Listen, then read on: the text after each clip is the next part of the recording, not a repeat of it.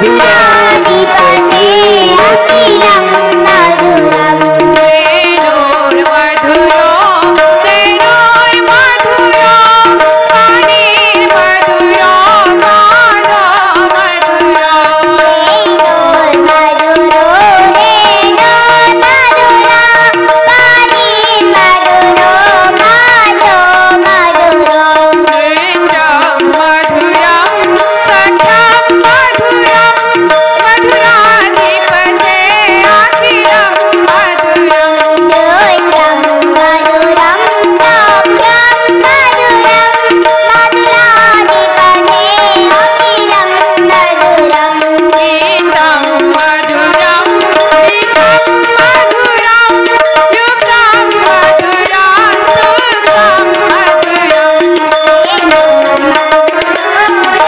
वेणुर्मधुरो पाणिर्मधुरो माधो शिवनन्दनन्दनं सुपुच्छगुच्छमस्तकं सुनागवेणुहस्तकम् अनङ्गरङ्गसागरं नमामि कृष्णनागरम् सर्वमोचनं विशाललोललोचनं विदूतगोपशोचनं नमामि भद्रलोचनं करारविन्दभूधरं स्मितावलोकसुन्दरं महेन्द्रमानधारणं नमामि नन्दबालनम् कदम्बशूलसुन्दरं सुचारुगन्धमण्डलं रजाङ्गनेकवल्लभं नमामि कृष्णदुर्लभम् यशोदया समोदया सगोपया सुनन्दया युतं सुखैकदायकं नमामि नन्दबालकम् समोदया सगोपया सनन्दया सुतं सुखैकदायकं नमामि गोपनायकम् सदैव पादपङ्कजं मदीयमानसेनिजं दधानबुद्धबालकं नमामि नन्दबालकम् सदैव पादपङ्कजं दीयमानसे निजं प्रदानमुद्रमालकं नमामि नन्दबालकम् भुवोभयावतारकं नमामि कर्णधारकं यशोमती किशोरकं नमामि चित्तचोरकम् ओमरावतारकं भवाब्धि कर्णधारकं यशोमती किशोरकं नमामि चेतचन्दनासमजीवन वाटे करिते स्वागत पुष्पफुलांनी स्वागत पुष्पफुलांनी हो ईश्वरीचे राजकुमार तुम्ही हो ईश्वरीचे राजकुमार तुम्ही सिद्धीच्या सोन पाऊली आगमना फुले झाले सुवने सुमने गाऊनी मनोभावे अवसराचा पर्व काळ हार गजऱ्यांची गुंफिली माळ करीतो स्वागत पुष्प फुलांनी हो ईश्वरीचे राजकुमार रुई श्री दत्तात्रेय प्रभूंच्या चरणी वंदन करून हे आजचं आपलं 7वं सत्र सुरुवात करत आहोत. संपूर्ण रुई ग्रामस्थवासी सर्वांचे आभार आणि दूरदूरवरून आलेले सर्व साधू संत आमच्या माता माऊल्या सर्वांनाच दंडवत प्रणाम आणि सर्वांचेच आभार. आणि या ठिकाणी आमचे सहकारी वादक मंडळी सर्वांचेच आभार आणि सर्वांनाच दंडवत प्रणाम. तसेच साऊंड सिस्टम दादा त्यांचेही आभार. आणि यूट्यूब चॅनलचे प्रसारक प्रचारक पूजनीय आदरणीय धर्मबंधू दादाजी त्यांचेही आभार. तसेच अथक परिश्रमामधून हा सोहळा आपल्या या ठिकाणी सर्वांना हा प्राप्त करून देण्यात आलेला आहे असे या मंदिरचे संचालक पूजनीय आदरणीय धर्मबंधू श्री किशोरव्यासजी दादा त्यांचेही आभार आणि त्यांनाही दंडवत प्रणाम. शेवटचं सत्र आहे ते आपण नरकांचं वर्णन आणि म्हणजे कलिधर्म मोक्ष तसेच परीक्षित मोक्ष आणि कृष्ण भगवंत आणि सुदामांची भेट हे आपण आजच्या सत्रामध्ये पाहणार आहोत.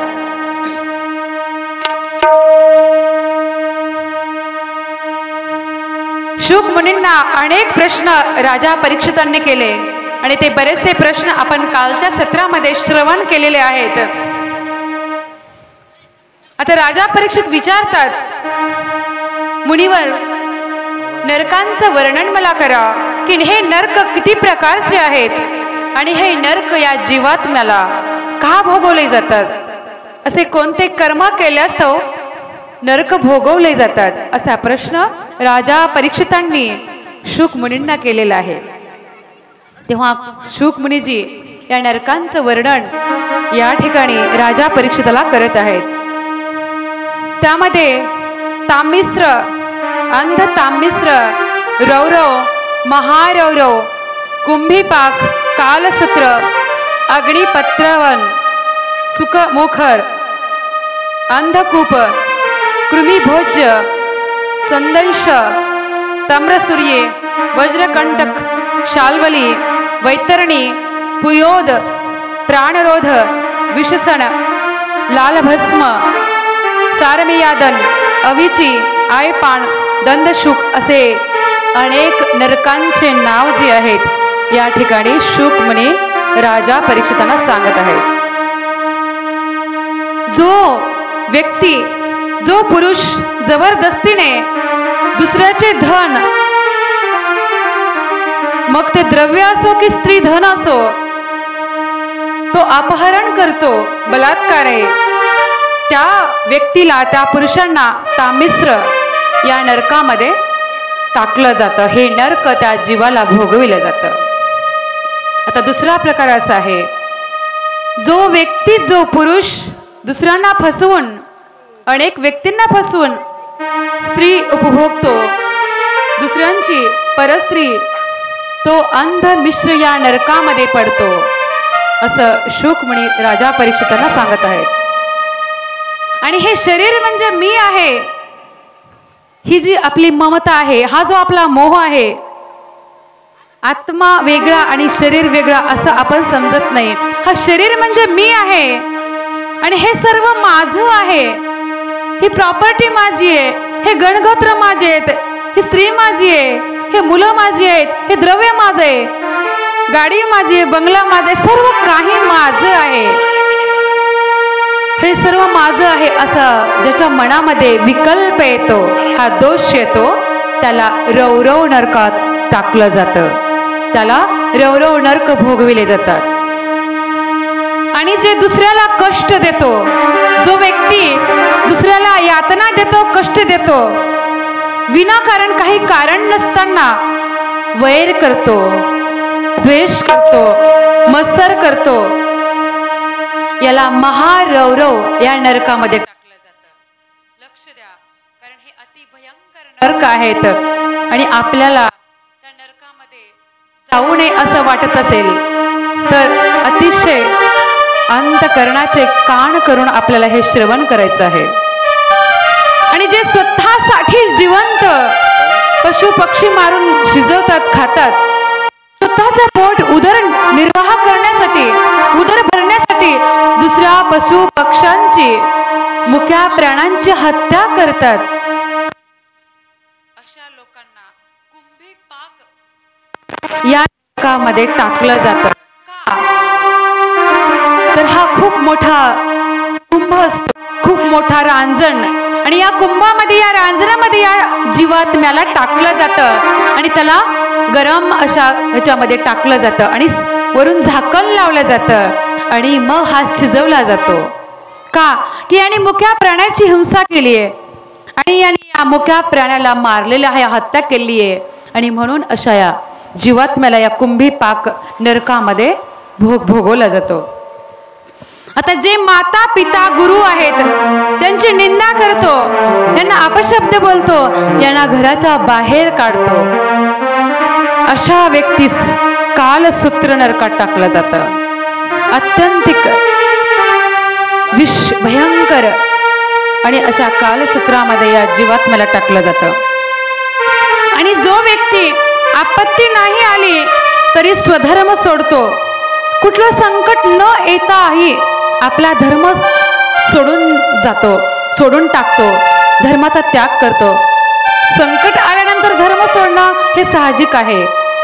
तसं तर संकट आलं तरी जो खरा माणूस आहे, जो खरा धर्म आचरणारा आहे, तो कितीही महाभयंकर संकट आलं तर तो धर्माचा त्याग करत नाही, तो धर्मासाठी प्राण त्याग करतो.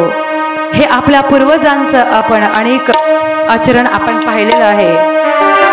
परंतु जो धर्म सोडतो असं संकट आल्यानंतर त्या व्यक्तीला असे पत्र या नरकामध्ये टाकलं जातं. हे नरक त्या जीवात्म्याला भोगवलं जातं असं शुक मुनीजी राजा परीक्षितांना हे सांगतात. आता राजा परीक्षित म्हणजे आपण आहोत. राजा परीक्षितांना एकट्यानेच हे सांगितलेलं नाही, ते फक्त निमित्त आहेत.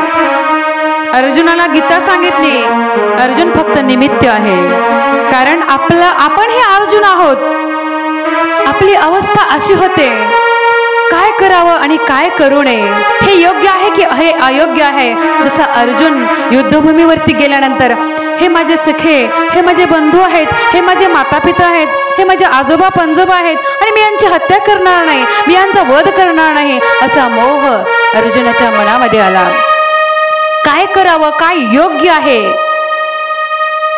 असा प्रश्न जेव्हा निर्माण होतो तेव्हा आपण सुद्धा अर्जुन असतो. आपल्या जीवनामध्ये असे अनेक प्रसंग येतात की आपण निर्णय घेऊ शकत नाही आणि मग चुकीचा निर्णय घेतो आणि मग आत्महत्येला प्रवृत्त होतो.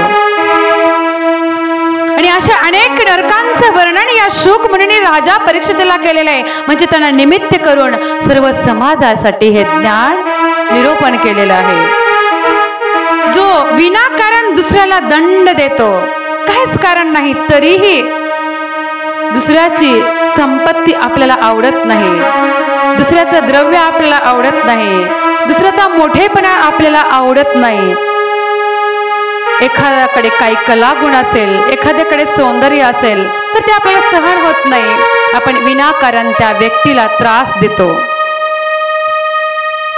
आणि असा जो व्यक्ती करतो त्या सुकर मुखात पडतो.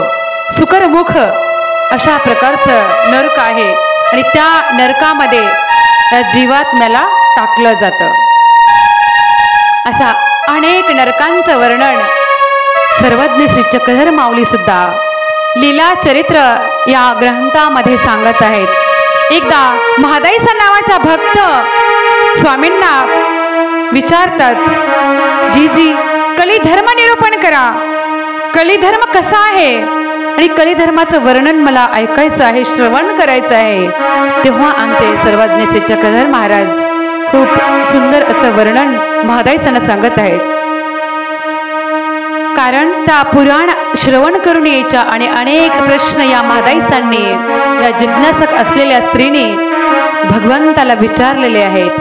आणि म्हणून तर आपल्यापर्यंत हे संपूर्ण ब्रह्मविद्याशास्त्र आपल्यापर्यंत पोहोचविलेलं आहे.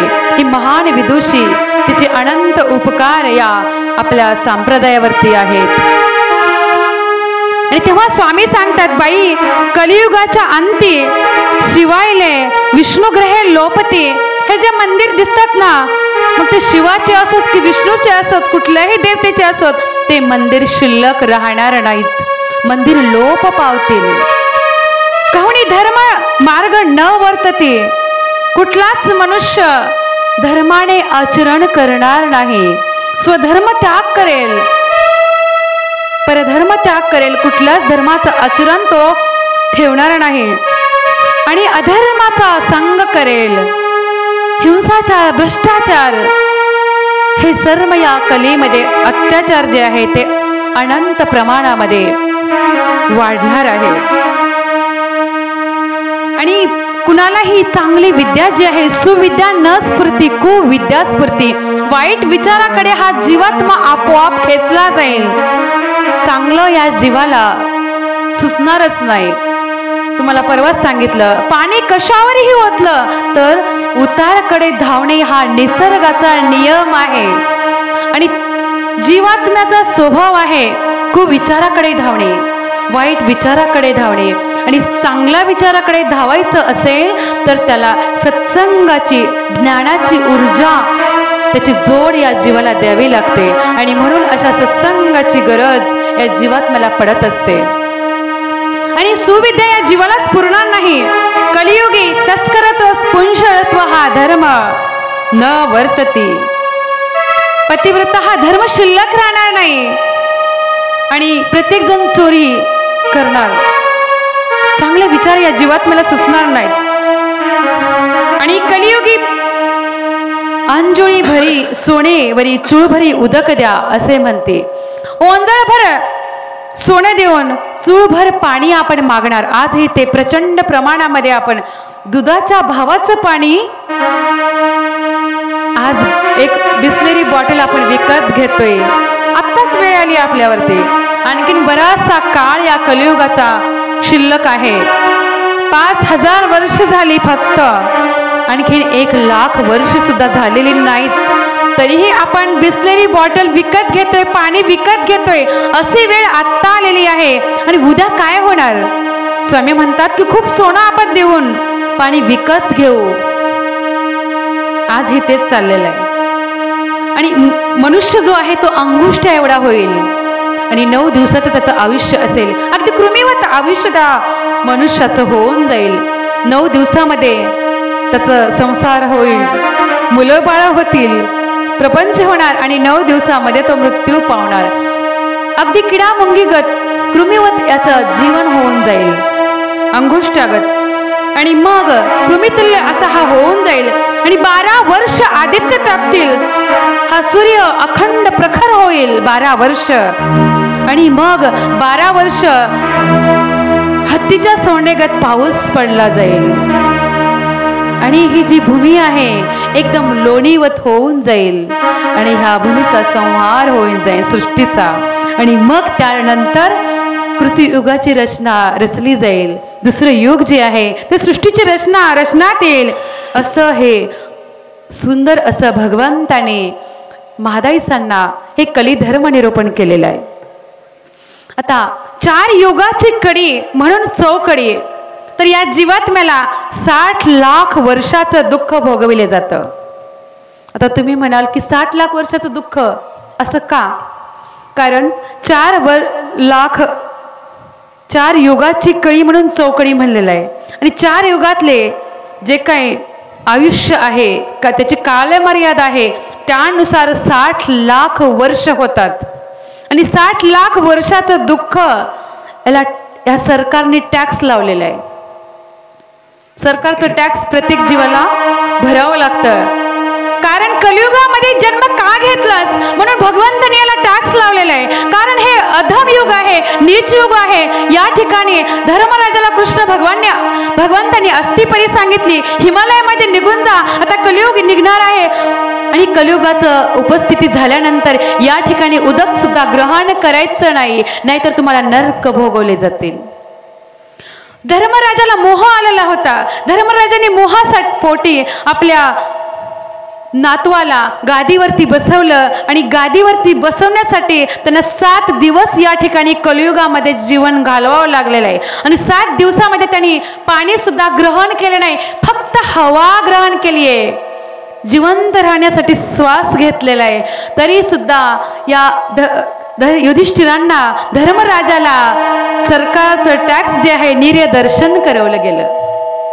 हवा तरी का घेतली या कलियुगातली? हे नीच युग आहे, अधम युग आहे.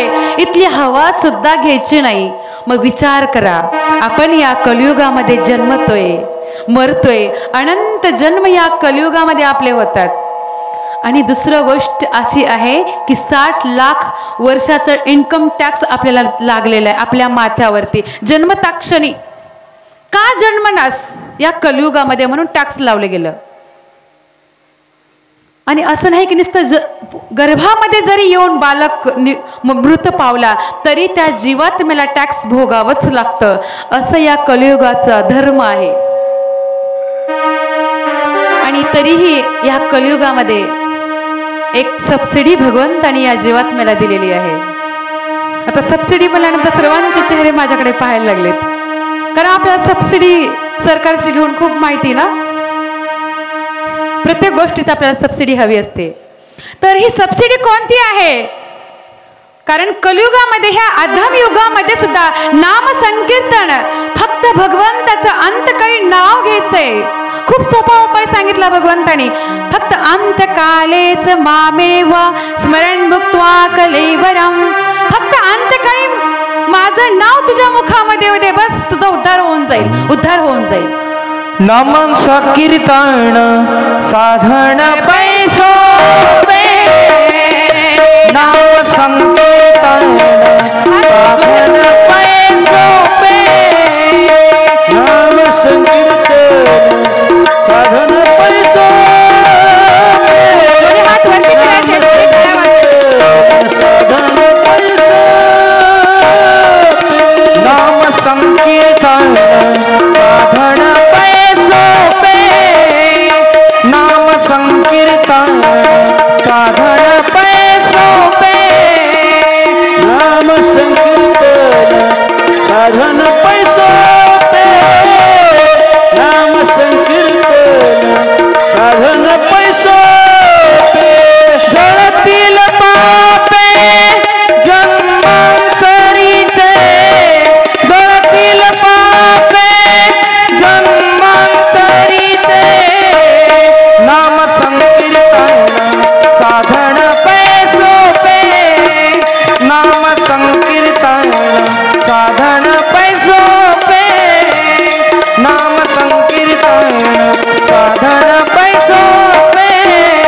जळतील पापे जन्मांतरीचे, जळतील पापे जन्मांतरीचे, नलगती सायास जावे वनंत, नलगती सायास जावे वनंत, नलगती सायास जावे वनंत.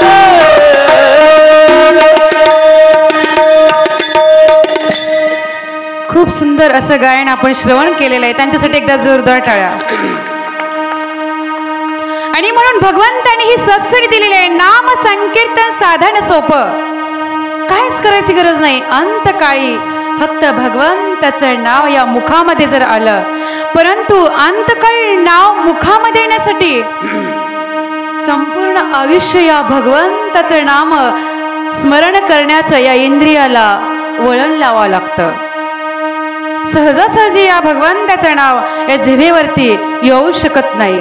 कारण तुम्हाला माहिती आहे, अंतकाळ जर जवळ आला तर आपण आपल्या मुलाची आठवण काढतो, मुलीची आठवण काढतो, द्रव्य कुठे आहे, काय कुठे ठेवले, आणि आपला मोह तिकडे जातो. एक मनुष्य असाच खूप द्रव्य, खूप प्रॉपर्टी कमवली त्यांनी, आणि कमविल्यानंतर त्याला असं वाटायला लागलं, आणि शेवटी तो, कारण सून जी आहे ना, मी सर्व सुनांबद्दल बोलत नाही, सर्व सासवांबद्दल सुद्धा बोलत नाही. या रुई गावातलं तर अजिबात नाही, बिचारा खूप चांगले आहेत.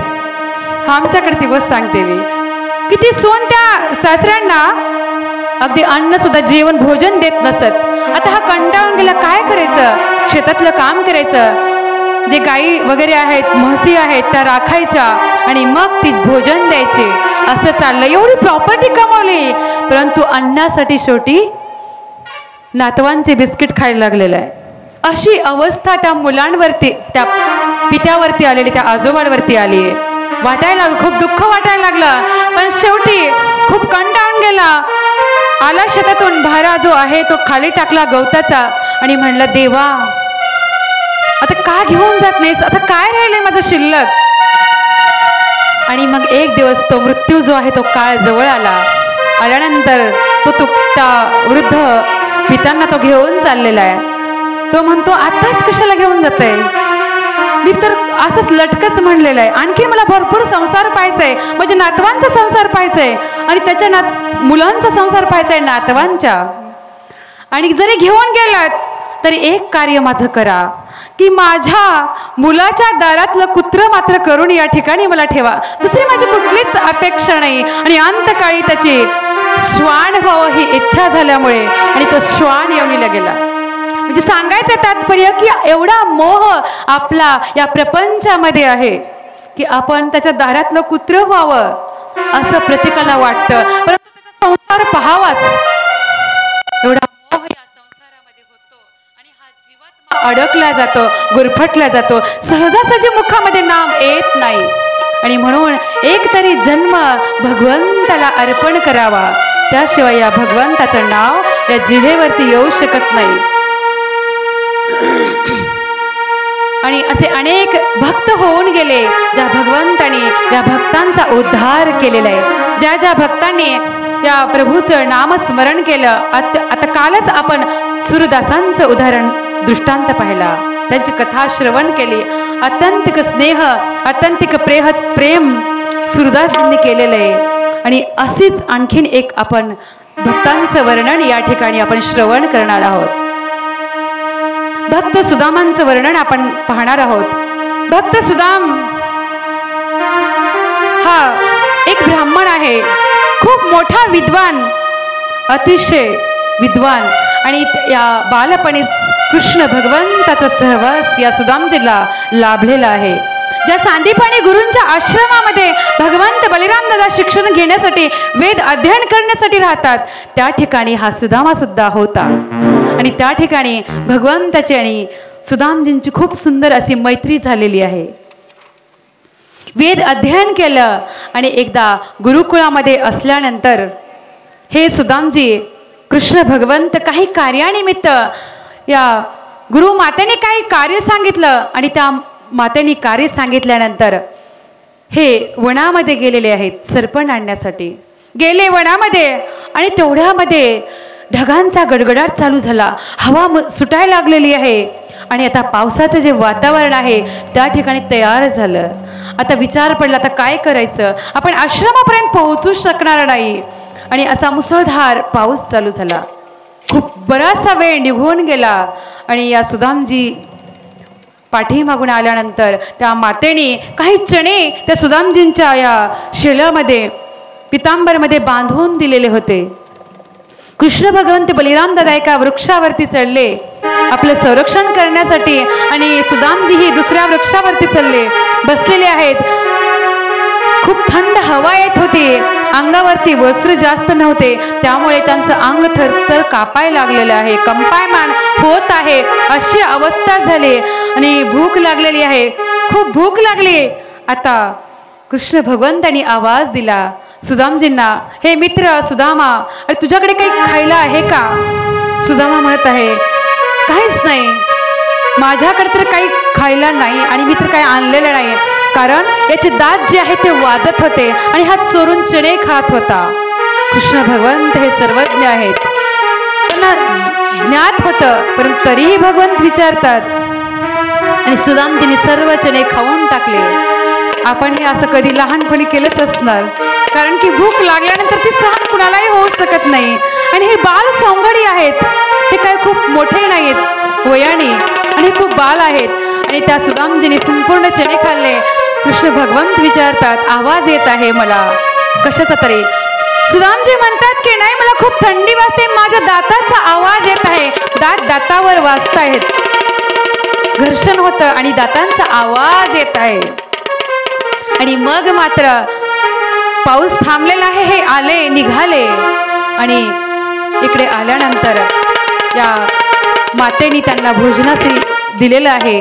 असा बराचसा काळ कृष्ण भगवंताचा आणि सुदामजींचा या ठिकाणी हे जे बालवय आहे या ठिकाणी आश्रमामध्ये गेलेले आहे. आता बराचसा काळ निघून गेला, सुदामजींचा विवाह झाला, इकडे द्वारकानाथांचाही विवाह झाला. आपण कालच सुंदर असा सोहळा परवा पाहिलेला आहे. आणि बराचसा काळ लोटल्यानंतर सुदामजी एक ब्राह्मण आणि खूप असं शांत सात्विक वृत्तीचे आणि त्यांची धर्मपत्नी, तिचं नाव आहे सुशीला, खूप पतिव्रता, अत्यंत सुशील नावासारखीच आणि विनम्र अशी ती स्त्री. खूप चांगल्या प्रकारे यांच्या संसाराचा गाढा आता चालू झालेला आहे. त्यांना 2-4 मुलेही झाले, परंतु त्यांचा जो उदरनिर्वाह आहे तो भिक्षा, ब्राह्मण समाज असल्यामुळे ते भिक्षा करणे आणि आपला उदरनिर्वाह करणे असा त्यांचा दिनक्रम होता, दिनचर्या होती.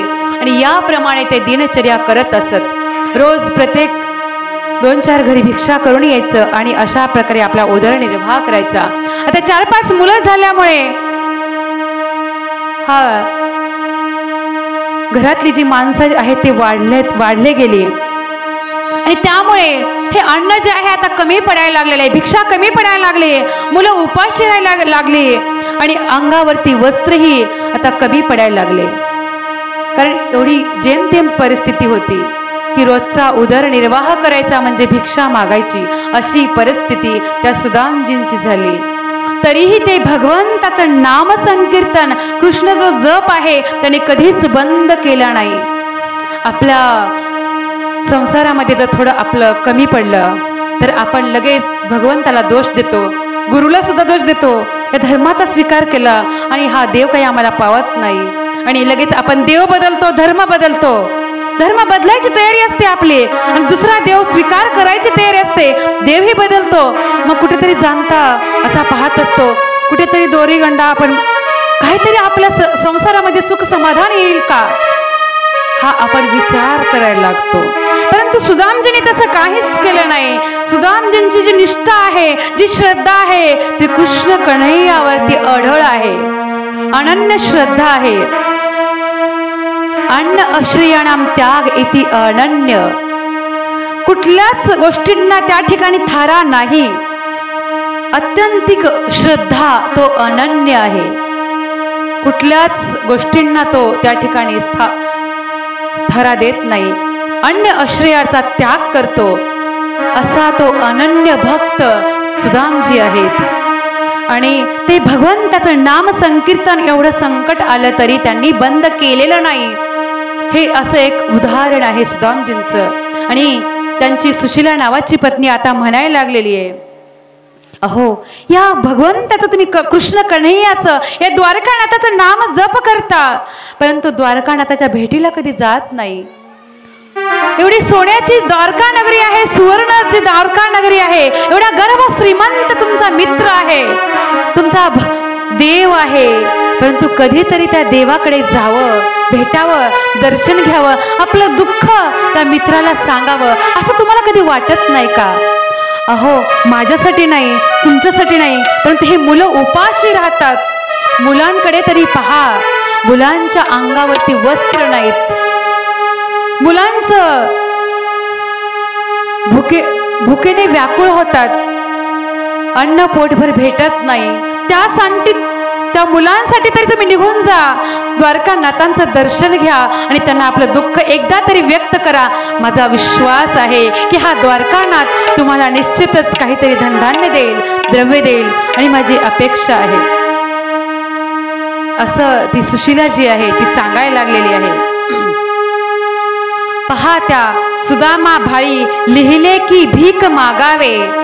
पहा त्या सुदामा भाळी लिहिले की भीक मागावे, पण त्या लिखिताने पुसले, हरीने पुसले की लिहिले की भीक न मागावे. विधात्याने त्याच्या कपाळावरती रेष मारलेली आहे, भिक्कच मागावी. परंतु कृष्ण भगवंतांनी जेव्हा दर्शन झालं तेव्हा ही रेष पुसून टाकली आणि न भीक मागावे असे रेष पुसून टाकलेली आहे.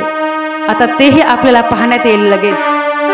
आता हे सुदामजी निघालेले आहेत. कशामुळे? पत्नीच्या आग्रहास्तव. स्त्री हट्ट आहे, कारण मुलांचं जे आहे ते दुःख त्यांना पाहवत नाही. आता काय करायचं?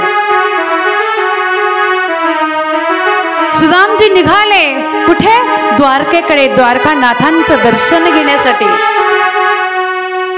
आणि द्वारकानाथांचं दर्शन घेण्यासाठी निघाले, परंतु निघत असताना काहीतरी भेट घेऊन जावं. घरात तर काहीच नाही, एकही कण शिल्लक नाही. काय करायचं, काय घेऊन जायचं, अंगावरती वस्त्रही धड नाहीत. अगदी 10 ठिकाणी ठिगळ लावलेलं आहे, गाठी बांधलेल्या आहेत, असं वस्त्र त्यांनी बांधलेलं आहे कमरेला.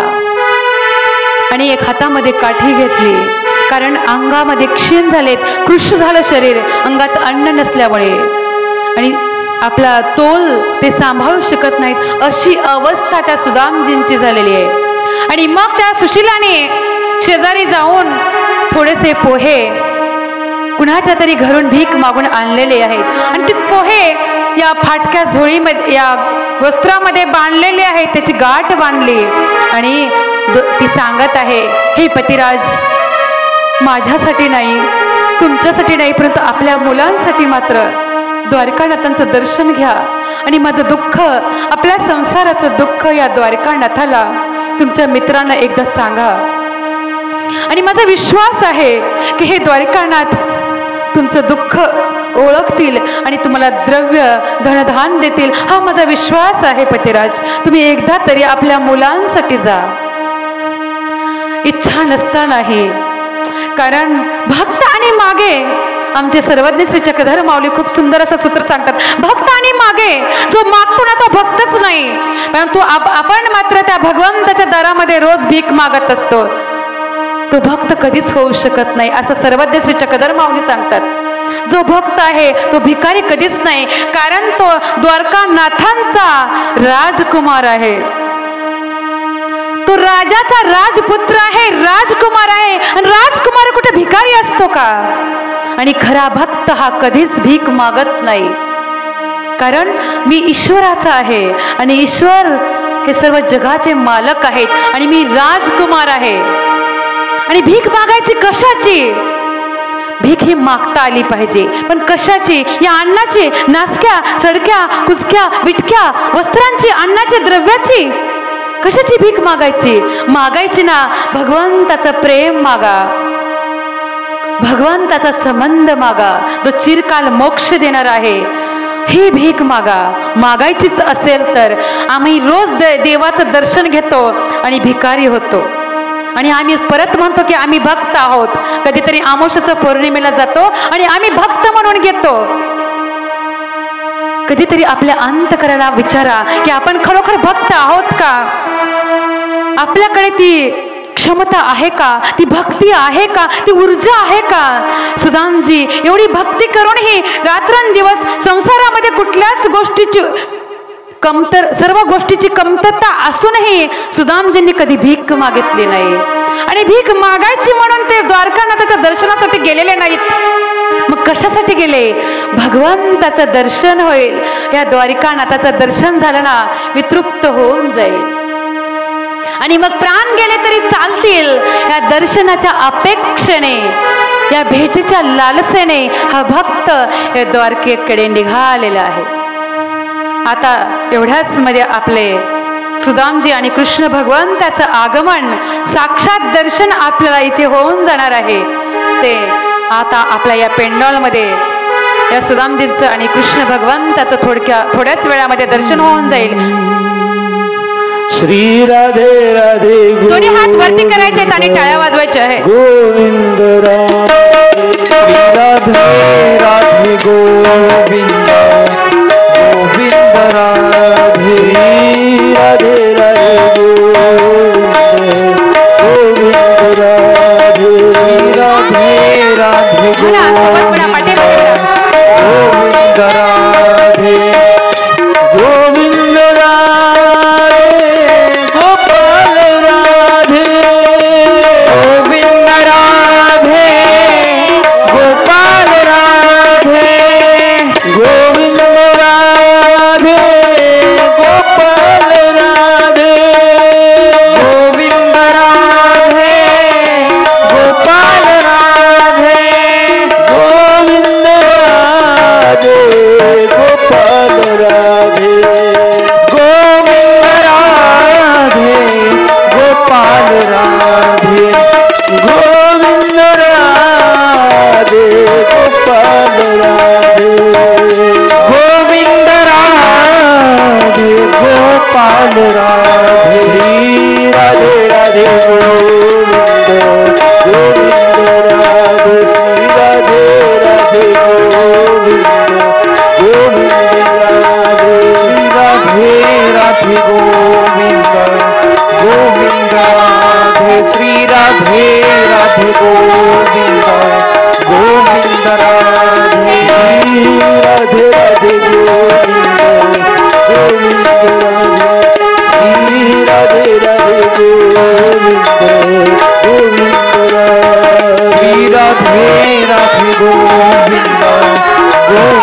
राधे श्री राधे राधे गोविंद गोविंद राधे गोविंद राधे गोपाल राधे गोविंद राधे गोपाल राधे गोविंद राधे गोपाल राधे गोविंद राधे गोपाल राधे गोविंद राधे गोपाल राधे गोविंद राधे गोपाल राधे गोविंद राधे गोपाल राधे गोविंद राधे गोपाल राधे राधे राधे गोविंद गोविंद श्री राधे राधे गोविंद गोविंद श्री राधे गोविंद श्री राधे राधे गोविंद श्री राधे राधे गोविंद श्री राधे राधे गोविंद श्री राधे राधे गोविंद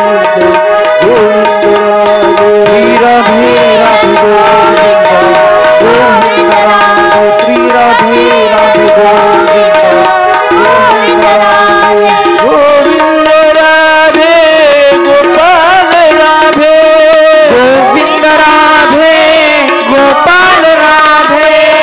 गोविंद राधे गोपाल राधे गोविंद राधे गोपाल राधे गोविंद राधे गोपाल राधे गोविंद राधे गोपाल राधे गोविंद राधे गोपाल राधे गोविंद राधे गोपाल राधे गोविंद राधे गोपाल राधे राधे राधे गोविंद राधे गोविंद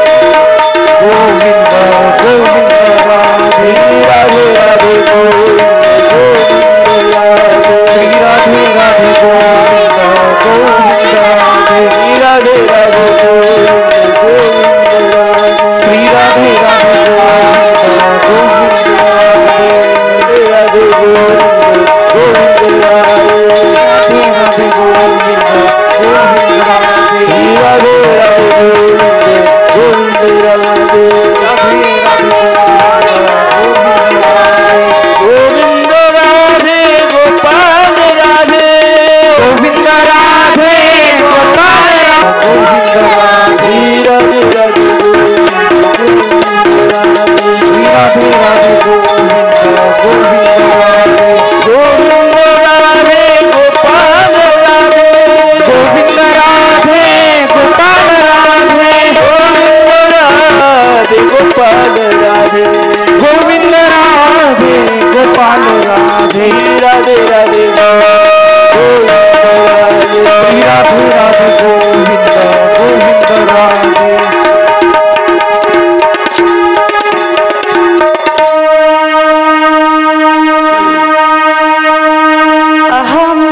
परमो लाभो उत्तमाचरण दर्शनम. कारण अत्यंत जो लाभ आहे, परम लाभ आहे, तो कृष्ण चरणांचं दर्शन घेणे. हे सुदामजी विचार करतात की परम लाभ माझा होणार आहे आणि त्या भगवंताचे, त्या द्वारकानाथांच्या चरणांचं दर्शन मला होणार. आणि म्हणून सुदामजी अत्यंत आनंदी झालेले आहेत. आणि या मोहापोटी, या कृष्ण दर्शनाच्या लालसेपोटी सुदामजी त्या द्वारकेकडे निघालेले आहेत. आता हळूहळू सुदामजी त्या ठिकाणी द्वारकेकडे चालत निघाले, एक एक पाऊल टाकत निघालेले आहेत. आणि चालत असताना त्यांचा झोप जात आहे, पडत आहेत, परत उठत आहेत. कारण कृष्ण झालेलं आहे शरीर, शरीर कृष्ण झालेलं आहे. अंगामध्ये शक्ती नाही, भुकेने शरीर व्याकुळ झालेलं आहे. अशी अवस्था सुदामजींची झालेली असतानाही फक्त कृष्ण भगवंताचा जप करत, ती एक ऊर्जा भगवंताच्या नामस्मरणाची, त्या ऊर्जेने ते भगवंताकडे चालत निघालेले आहेत. आणि का द्वारका नगरीजवळ ते येऊन पोहोचले, प्रवेशद्वाराजवळ ते येऊन पोहोचले आणि त्या द्वारपालांना म्हणतायत, हे द्वारपाल, मी सुदामा नावाचा ब्राह्मण आहे आणि या द्वारकानाथांना भेटायला आलेला आहे. त्या द्वारपालांना म्हणत आहे की माझं नाव सुदामा आहे आणि या द्वारकानाथांना मी भेटायला आणि मी त्यांचा मित्र आहे, परम मित्र आहे, बाल मित्र आहे. आता हे दोघे हसायला लागलेत. हे द्वारपाल हसायला लागले.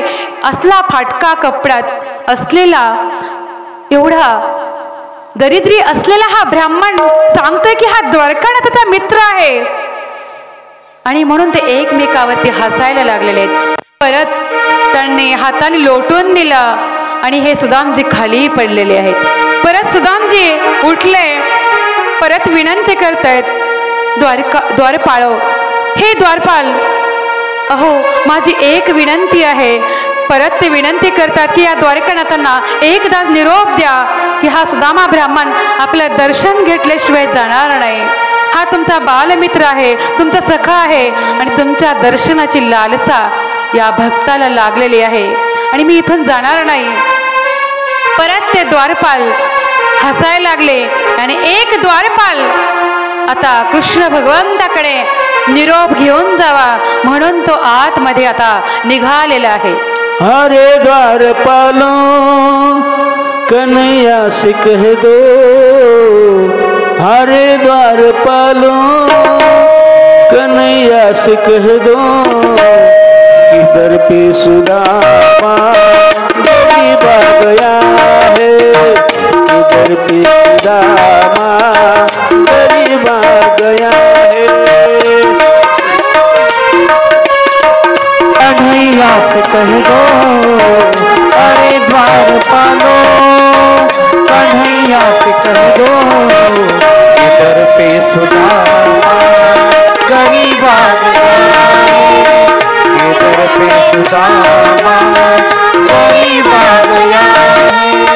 भटकते भटकते न जाने कहाँ से, भटकते भटकते न जाने कहाँ से, तुम्हारे महल के गरीब आ गया है, तुम्हारे महल के गरीब आ गया है.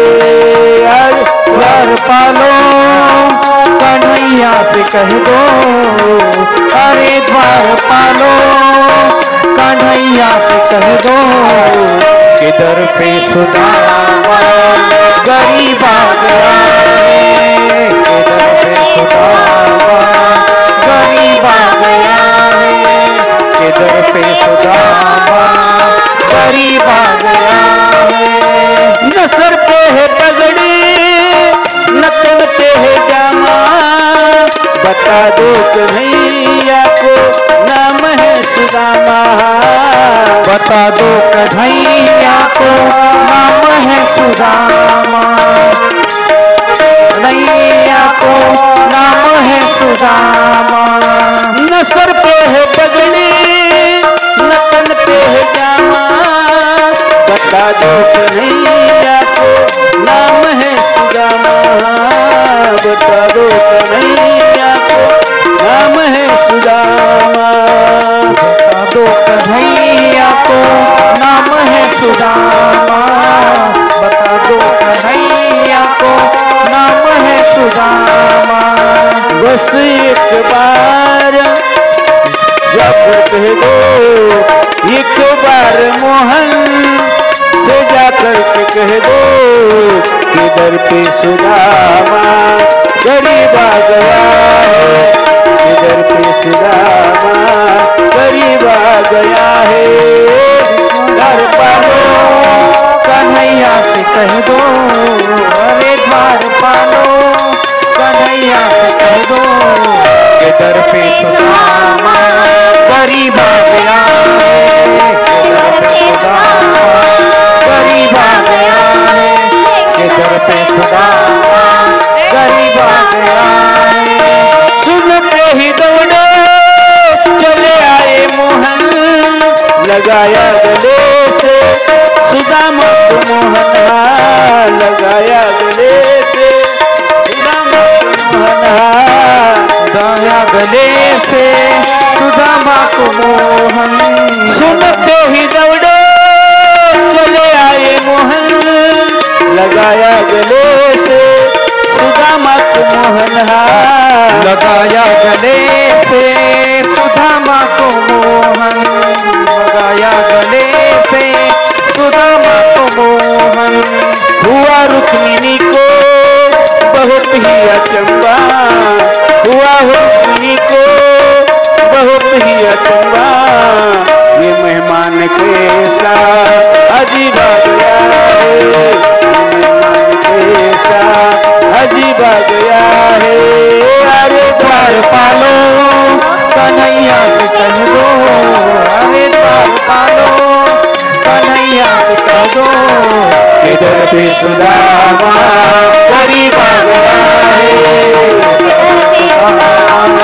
गरीब आ गया है, इधर पे सुदामा गरीब आ गया। बोलिए श्री कृष्ण भगवान की, बोलिए श्री कृष्ण भगवान की, सर्वज्ञ श्री चक्रधर स्वामी की। आता हे द्वारिकानाथ आत्ताच आपण खूप सुंदर असं दर्शन त्यांचं घेतलेलं आहे. धावत गेलेले आहेत, पायात वाहन नाहीत, मुकुट नाही, आणि अशा अवस्थेमध्ये धावत राजवाड्याच्या बाहेर गेले, प्रवेशद्वारापर्यंत गेले आणि सुदामजींना गळ्याला लावलेलं आहे, मिठीत घेतलेलं आहे. अशी कितीतरी वर्षांची भेट ही या ठिकाणी झालेली आहे. आणि मग कृष्ण भगवंताने हात पकडला आणि त्या सुदामजींना आता वाड्यामध्ये घेऊन आले, सिंहासनावरती बसवलं आणि चरण त्यांचे आपल्या अश्रूंनी धुवत आहेत. सर्व राण्या ज्या आहेत त्या पाहत आहेत, सर्व अचंबित झाल्या, पाहायला लागलेत. असा हा ब्राह्मण की साक्षात द्वारिकानाथ त्यांचे चरण धुत आहेत. एवढा श्रेष्ठ ब्राह्मण कोण असेल असा प्रश्न प्रत्येकीच्या मनामध्ये पडलेला आहे. आणि मग ही क्षमवार्ता झाली, पाय चरण धुतल्या गेले. आणि मग द्वारकानाथ या सुदामजींना विचारतात, भाभी वहिनी बऱ्या आहेत का, परिवार बरा आहे का, काय चाललंय, सर्व कुशल मंगल आहे का, असं सर्व चौकशी केली, विचारपूस केली. आणि मग या गठुड्या या शेल्यामध्ये काय बांधून आणलेलं आहे, वहिनीने माझ्यासाठी काय भेट दिलेली आहे. आणि म्हणून त्यांनी एक त्याच्या शेल्यामध्ये जी गाठ होती ती पकडली आणि ओढून घेतलं. आणि त्याच्यामध्ये थोडेसे पोहे होते. कृष्ण भगवंताने ते पोहे आपल्या हातामध्ये घेतले आणि अगोदर आपल्या मुखात टाकले. रुक्मिणी देवी पाहत आहेत, अनेक राण्या आहेत त्या पाहत आहेत, कृष्ण भगवंताकडे पाहतात आणि स्वतःच तो प्रसाद ग्रहण करतायत. रुक्मिणी देवीने एक मूठ टाकली, दुसरा हात टाकत असताना, दुसरा घात घेत असताना रुक्मिणी देवीने हात पकडला, द्वारिकानाथ आणि आम्हाला प्रसाद देत नाहीत, आपण असं का करता.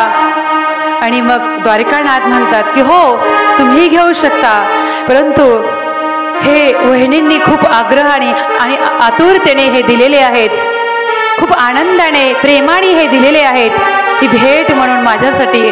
आणि याच्यामध्ये अत्यंतिक प्रेम दडलेलं आहे, स्नेह दडलेला आहे, हे खूप गोड लागतात.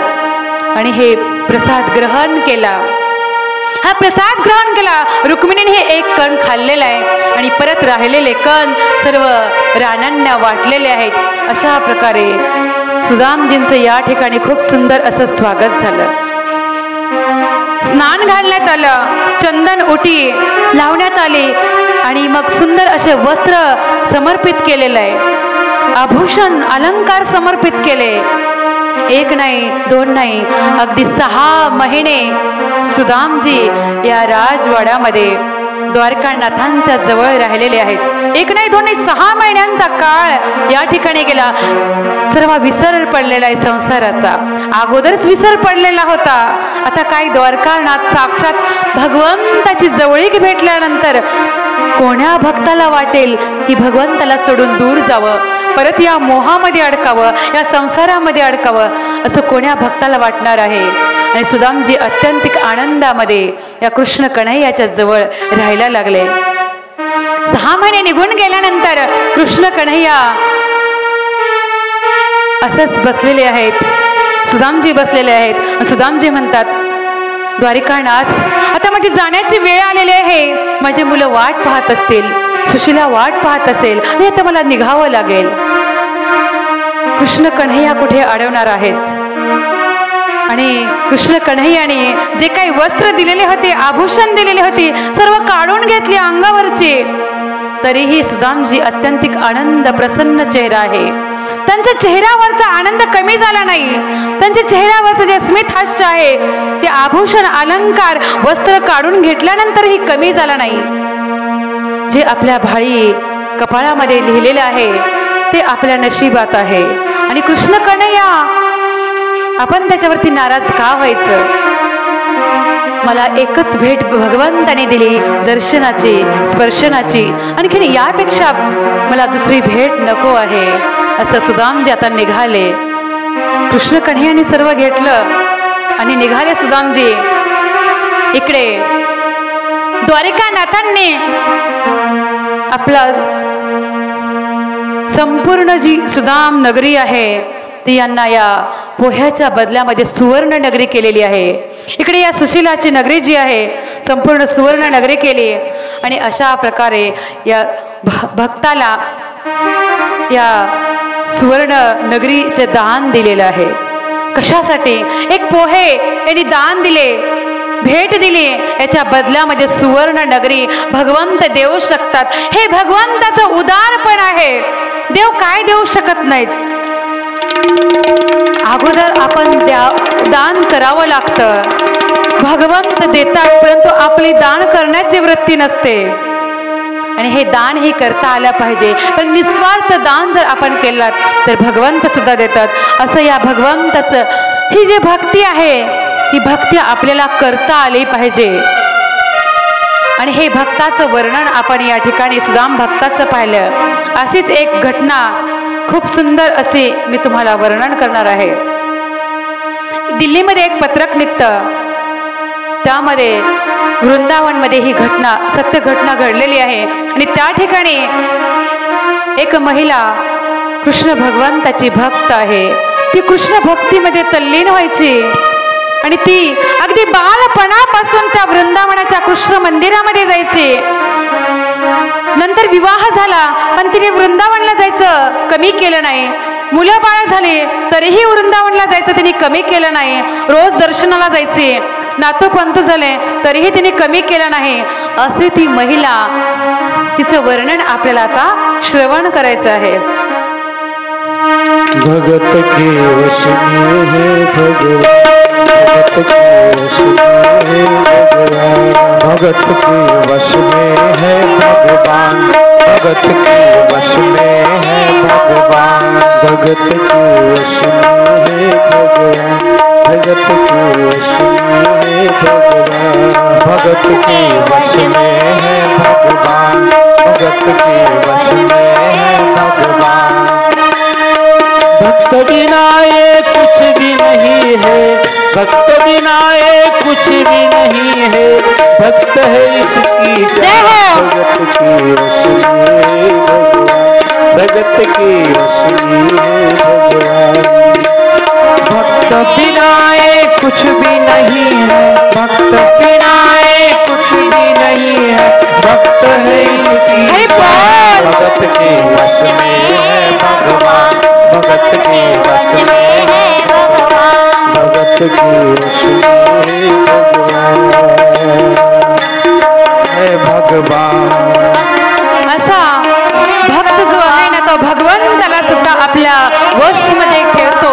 असा ह्या भक्ताचं वर्णन आपल्या या कवितेमधून आपल्याला श्रवण करायचं आहे.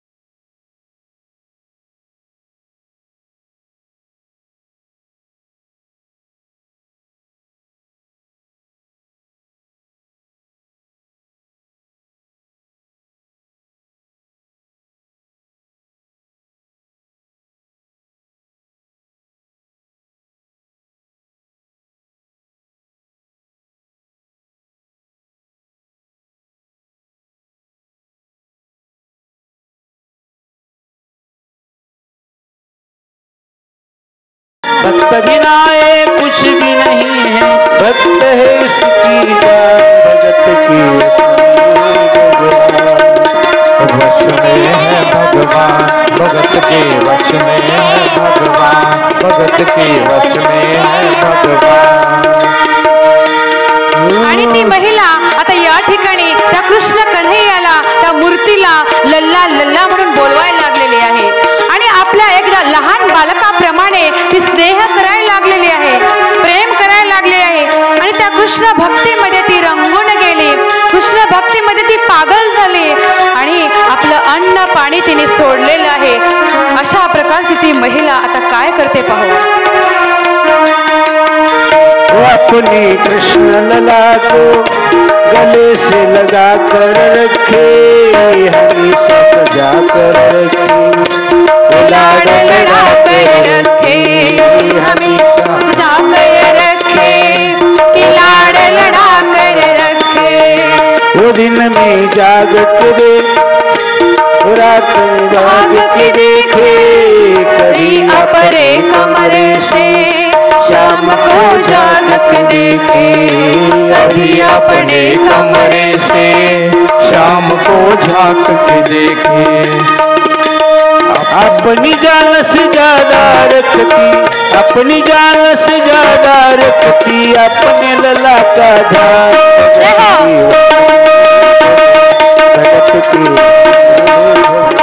भगत के वश में है भगवान, भगत के वश में है भगवान। भक्त बिना ये कुछ भी नहीं है, भक्त बिना ये कुछ भी नहीं है, भगत है इनकी शान, भगत के वश में है भगवान, भगत के वश में है भगवान, भगत के वश में है भगवान।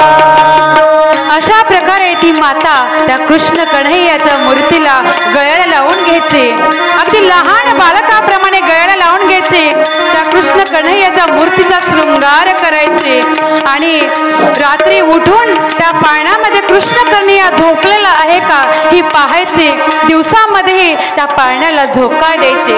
असं तिचा दिनक्रम चाललेला आहे।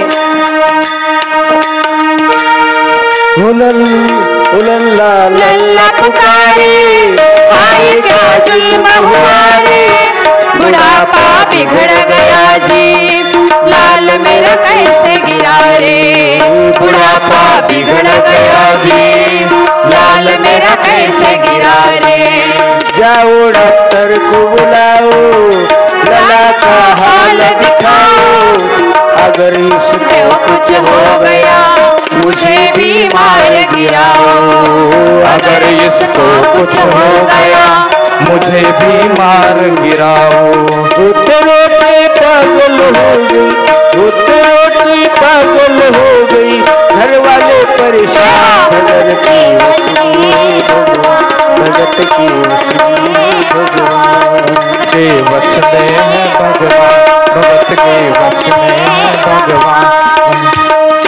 बिना ये कुछ भी नहीं है, भक्त बिना ये कुछ भी नहीं है, भक्त है इनकी शान, भगत के वश में है भगवान, भगत के वश में है भगवान। आता त्या महिलेची तब्येत प्रकृती खूप बिघडलेली आहे आणि वृद्धापकाळाने तिला घेरलेलं आहे आणि ती उठू शकत नाही, अशक्त झाली आणि अष्टमीचा सण आलेला आहे।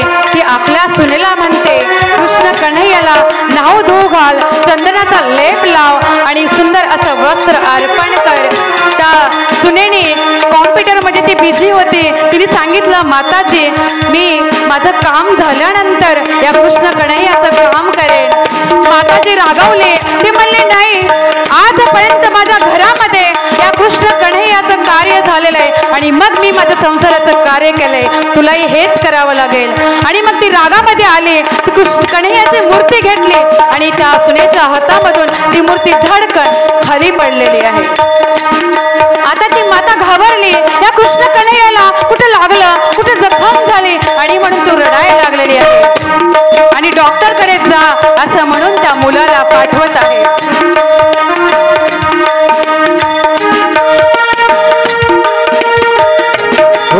टटोल कर बोले तेरा ये लाल सही है, माई चिंता मत करियो कोई तकलीफ नहीं है, माई चिंता मत करियो कोई तकलीफ नहीं है, चिंता मत करियो कोई तकलीफ नहीं है। यही सीने से लगाया पसीना जम कर आया, उसने कई बार लगाया और डॉक्टर चकराया, उसने कई बार लगाया और डॉक्टर चकराया। धड़कर हसीना कर, धड़कर हसीना लल्ला का मूर्ति में ठेका, भगत के वश में है भगवान, के वश में है भगवान, भगत के वश में है भगवान, भगत के वश में है भगवान। आणि आता त्या मुलांनी डॉक्टरांना बोलवण्याची युक्ती सुचली आणि एक वृद्ध मनुष्य म्हणतोय काय हरकत आहे, एखादा डॉक्टर घेऊन ये तुझ्या मातेच्या समाधानापोटी। आणि मग कुठलाच डॉक्टर तयार होत नाही। दुप्पट फीस दिल्यानंतर एक डॉक्टर लालचे पोटी त्या ठिकाणी आलेला आहे, मोहापोटी। आणि मग तो डॉक्टर त्या मातेला म्हणतो, माई तुझ्या कन्हैया चांगला आहे, त्याला काही जखम झाली नाही। आता ती माता म्हणते नाही तुम्ही असं कसं चेकअप केलेलं आहे, तो टेटस्कोप काढा ना, ते कानात घालायचं यंत्र काढा आणि माझ्या कन्हैयाला तपासा। आणि मग त्या डॉक्टरने ते टेटस्कोप काढला आणि त्या कृष्ण कन्हैयाच्या मूर्तीच्या छातीवरती ठेवला। तेव्हा डॉक्टरला चक्कर आलेले, घाम फुटायला लागला, कारण त्या मूर्तीच्या हृदयातून धडधड असा आवाज आलेला आहे। आणि तो डॉक्टर घाबरून गेला आणि आपली बॅग तिथेच टाकून तो पळायला लागलेला आहे। ती माता म्हणते डॉक्टर तुमची बॅग तरी घेऊन जा। देख तेरी लाल की माया बड़ा घबरा रहा हूँ, जहाँ से तू लल्ला लाई वहीं पे जा रहा हूँ, जहाँ से तू लल्ला लाई वहीं पे जा रहा हूँ। लाल तेरा जुग जुग जिए बड़ा एहसान किया है, ऐसे सारा जीवन उसी के नाम किया है, आज से सारा जीवन उसी के नाम किया है। बनवारी तेरी माँ नहीं पागल, बनवारी तेरी माँ नहीं पागल, पागल सारा जहां भगत के वश में है भगवान, भगत के वश में है भगवान, भगत के वश में है भगवान। भक्त बिना ये कुछ भी नहीं है, भक्त बिना ये कुछ भी नहीं है, भक्त इसकी वश में है भगवान, भगत के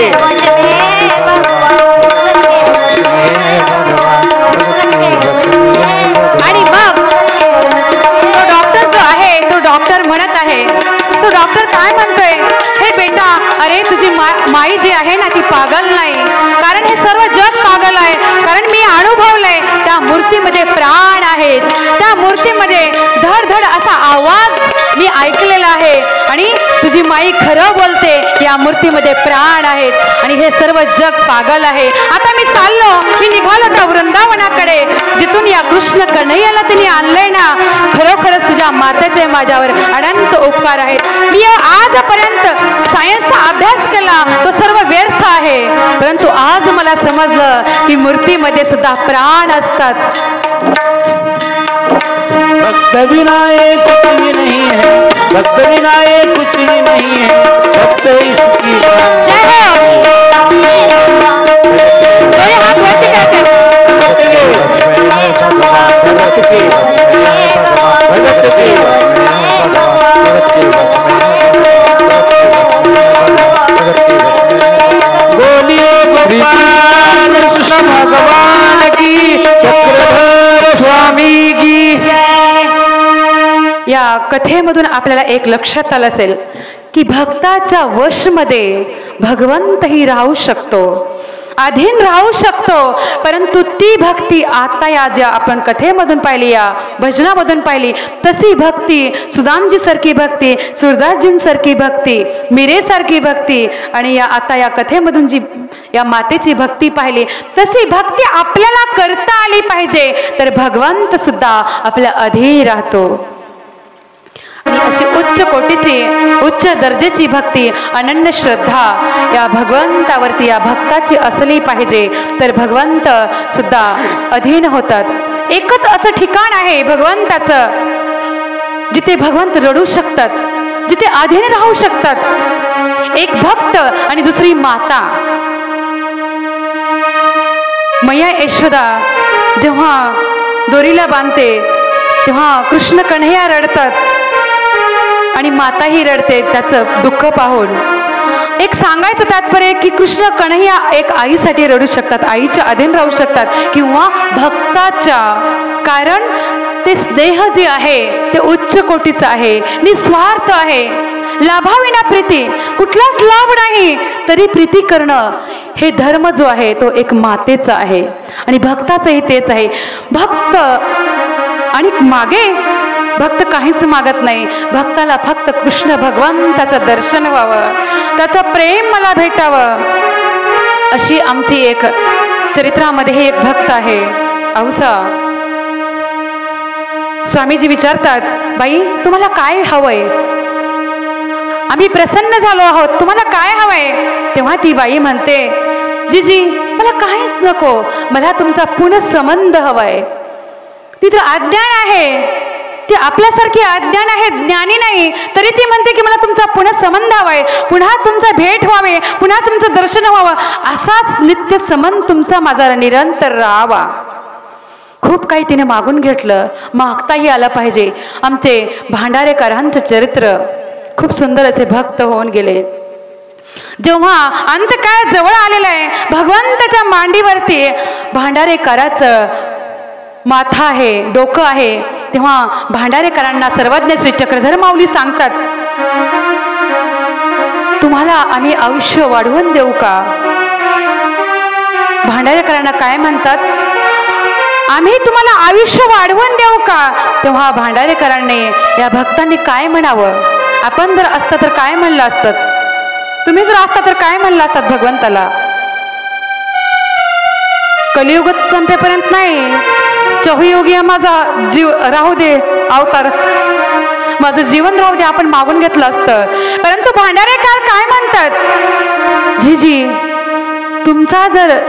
तुमची जर मांडी मला अशी भेटत असेल पुढच्या अंतकाळी तर मला आयुष्य द्या, आणि जर नाही भेटत तर आत्ताच मला मरण आलेलं खूप चांगलं आहे, मला नको ते आयुष्य. आणि हे भांडारेकराचं मागणं आहे. आणि मग त्याने स्तुती केली भगवंताची. भक्त मागू शकत नाही, कारण भक्त हा भिकारी होऊ शकत नाही, कारण तो राजकुमार आहे. आणि राजकुमार आणि हा भगवंताचं जे राजवैभव आहे, जो मोक्षपद आहे, तो परमपद प्राप्त करून घेणारा हा राजकुमार. आणि अशी भक्ती श्रेष्ठ दर्जाची उच्च कोटीची अनन्य श्रद्धा आपली या भगवंतावरती असणं अत्यंत गरजेचं आहे. 7 दिवस आपण ही कथा श्रवण केली, अगदी अंतकरणाचं कान करून आपण श्रवण केली की नाही? आणि मग आपल्याला प्रत्येक गोष्ट, प्रत्येक लीला आपल्या अंतकरणामध्ये ठसणार राहणार, हा माझा विश्वास आहे. आणि आपला उद्धार होणार. परंतु आपण जर आपली श्रद्धा अनन्य राहू दिली तर, कारण भाव हा व्यभिचारी आहे, भाव क्षणामध्ये बदलणार आहे. म्हणून स्वामी म्हणतात की भाव व्यभिचारी, भाव हा कधी बदलेल काही सांगता येत नाही. आणि जेव्हा आपल्याला श्रद्धा उत्पन्न झाली तेव्हा दान धर्म करा. जेव्हा श्रद्धा आली आहे तेव्हा, कारण आपल्याकडे द्रव्य आहे तर भाव नाही, भाव आहे तर द्रव्य नाही, अशी अवस्था या जीवाची होते. आणि म्हणून आपल्याला केव्हा काय होईल हे सांगू शकत नाही, कारण जीवाचा भाव जो आहे तो नित्य राहू शकत नाही, हा व्यभिचारी आहे, असं भगवंताचंही म्हणणं आहे, शास्त्राचं म्हणणं आहे, ग्रंथाचं म्हणणं आहे. अशा अनेक कथांमधून आपण हे श्रवण केलं की भक्ती ही अत्यंत श्रेष्ठ दर्जेची हवी आहे. अनन्य श्रद्धा, अढळ श्रद्धा, पतिव्रतेसारखी. जशी पतिव्रता स्त्री पतीशिवाय इतरांचा विचारही करू शकत नाही, तसं आपण फक्त परमेश्वराचं व्हायचंय. परमेश्वराशिवाय आपला दुसरा कुणाचंच आठवण, कुणाचे चिंतन होऊ नये असं या जीवाला कृष्णमय बनवून टाकायचंय. तेव्हा कुठे भगवंताची प्राप्ती आपल्याला होणार आहे. तर आणखीन एक थोडंसं वर्णन मी थोडंसं सांगणार आहे. थोडासा स्पर्श या विषयाला करेन मी, कारण 24 गुरूंचं वर्णन सांगायचं राहून गेले आणि तेही मी फक्त स्पर्श करणार आहे.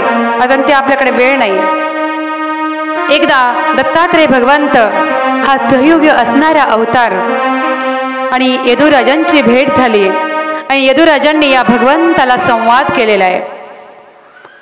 भगवंताकडे पाहतात आणि एवढं सुंदर, अगदी लहान बालकासारखं निरागस असं वर्तन, हे कसं काय, असं निर्मोही जीवन आपलं कसं काय आहे असा प्रश्न यदुराजांनी केला.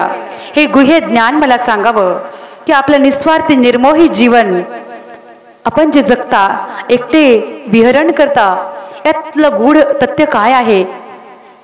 तेव्हा 24 गुरूंचं वर्णन आपल्या दत्तात्रेय भगवंताने केलेलं आहे.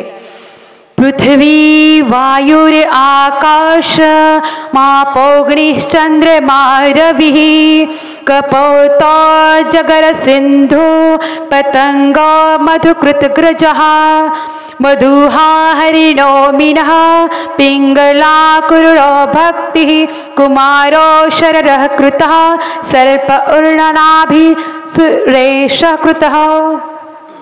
अशा 24 गुरूंचं वर्णन दत्तात्रेय प्रभूंनी या यदुराजांना निमित्त करून सांगितलेलं आहे. कारण या 24 गुरूंपासून मी विद्या ग्रहण केली, गुरुतत्व स्वीकार केलं. भगवंताला गुरु करण्याची काही आवश्यकता नाही, परंतु तरीही भगवंत सांगतात की मी गुरु केलं आणि या वस्तूंना मी गुरु मानलेलं आहे.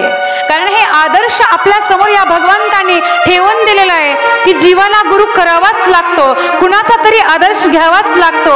मनुष्य अवतारामध्ये आल्यानंतर भगवंताने या 24 वस्तूंना या गुरु मानलेला आहे. आणि पृथ्वीपासून मी क्षमा हा गुरु घेतला, वायूपासून स्थिरता हा गुरु घेतलेला आहे, आकाशापासून व्यापकत्व जे आहे ते घेतलेलं आहे, पाण्यापासून स्वच्छ आणि निर्मळ पण हे गुरु घेतलेलं आहे. असे अनेक गुरूंचं 24 गुरूंचं वर्णन आहे. ते फक्त आपण स्पर्श करणार होतो, कारण आपल्याकडे वेळ हा अपुरा आहे. आणि या ठिकाणी समस्त ग्रामस्थ, रुई निवासी सर्वांचे पुनश्च एकदा आभार. कारण हा 7 दिवसांचं जे आपलं सत्र आहे ते अत्यंत अविरतपणे आपण श्रवण केलेलं आहे. अनन्य भावाने, श्रद्धेने आपण हे श्रवण केलं. यामध्ये जर काही त्रुटी वाटल्या तर त्या माझ्या पदरात टाकून द्या. ज्या आपल्याला आवडलं ते तुमच्या पदरात घ्या. आणि तरीही आपल्या राहिलेलं आहे त्याला थोडंसं आपण स्पर्श करूया. तो अनावधानाने या ठिकाणी राहून गेलेला आहे. परीक्षित मोक्ष. कारण या भक्तांच्या वर्णनामध्ये मी एवढं तल्लीन होऊन गेले, कृष्णमय होऊन गेले आणि परीक्षित मोक्ष हा राहून गेला, असं माझी अवस्था झालेली आहे. तर शुक मुनी या राजा परीक्षितांना सांगतायत, सर्व संपूर्ण नरकांचं वर्णन केलं, जीवाचा उद्धार कशाने होतो, अनेक प्रश्नांचं उत्तर शुक मुनींनी दिलं. आणि सांगतात की या पृथ्वीला जिंकण्यासाठी अनेक राजे होऊन गेले, त्यांनी या शरीरावरती फाजील विश्वास ठेवला आणि या मोहामध्ये गुरफटून आपलं बंधू, पुत्र, कलत्र, कन्या या मोहामध्ये, या संसारामध्ये गुरफटून अनेक जीवांनी, अनेक राजे लोकांनी आपलं जीवन व्यतीत केलं. परंतु तुला या जीवाचा जर उद्धार करून घ्यायचा असेल तर कृष्णमय व्हावं लागेल. आणि हे संपूर्ण वर्णन आपण कालच्या सत्रामध्ये श्रवण केलेलं आहे. खूप सुंदर वर्णन श्रवण केलेलं आहे. आणि आता शेवटचा अंतिम प्रश्न, मुनिवर्य, असंख्य दोष या कलियुगामध्ये आहेत, हे कशाने नाहीसे होतात. शुकमुनी सांगतात की सत्ययुगामध्ये म्हणजे कृतयुगामध्ये सत्य, दया, तप, दान हे संपूर्ण धर्माचे 4 पाय आहेत आणि अधर्माचे असत्य, हिंसा, असंतोष आणि कलह हे 4 पाय आहेत। आता पहिल्या युगामध्ये कृतयुगामध्ये 4ही धर्माचं आचरण करण्यात आलं, पण दुसऱ्या युगामध्ये चतुर्थांश भाग कमी झाला, परत तिसऱ्या युगामध्ये अर्धा भाग कमी झाला आणि शेवटच्या कलियुगामध्ये फक्त चतुर्थांश भाग राहिला, फक्त सत्य हेच शिल्लक राहिलेलं आहे। आणि म्हणून ते परत सांगतात की अंतकालेच मामेव स्मरण भक्त्वा कलेवरण, नाम संकीर्तन हेच आता मोक्षाचं साधन आहे आणि आपल्या श्वासावरती नियंत्रण करून आता फक्त कृष्णमय होऊन जा असं मुनिवर यांनी श्वासावरती नियंत्रण कसं करायचं हे जे योग साधना आहे ते योग साधनाचं वर्णन या ठिकाणी करण्यात आलेलं आहे। आणि मग राजा परीक्षिताने शेवटी कलियुगात खूप दोष असले तरी एक मोठा गुण आहे हे तो म्हणजे कृष्णाचे भक्त म्हणजे नामसंकीर्तन, आणि त्या नामसंकीर्तनाने आपला मोक्ष प्राप्त करून घेतलेला आहे। कृते यद धायतो विष्णु त्रेतायाम यजतो मथे द्वापरे परिचर्यायां कलो तद्धरि कीर्तनात्। सत्ययुगा म्हणजे कृतयुगामध्ये ध्यान केल्यानं म्हणजे आत्मोपास्ती हा धर्म आहे आणि मग वडील बंधूची किंवा माता पित्याची केल्याने मुक्ती प्राप्त होते। आणि त्रेतायुगामध्ये भक्ती हा धर्म आहे, द्वापार युगामध्ये यज्ञ करणे हा धर्म आहे आणि कलियुगामध्ये तीर्थ, क्षेत्र, वृत्त, दान हा धर्म आहे आणि हिंसा हा चहुयुगीचा धर्म सांगण्यात आलेला आहे। परत शुकमुनी शेवटी सांगतात की जसं स्वप्नामध्ये आपला शिरच्छेद केला जातो पण स्वप्न हे लटिक आहे, तसं तस्मात पश्यति देहस्य ततच आत्मा, त्याप्रमाणे तू अनास्था ठेवू नको।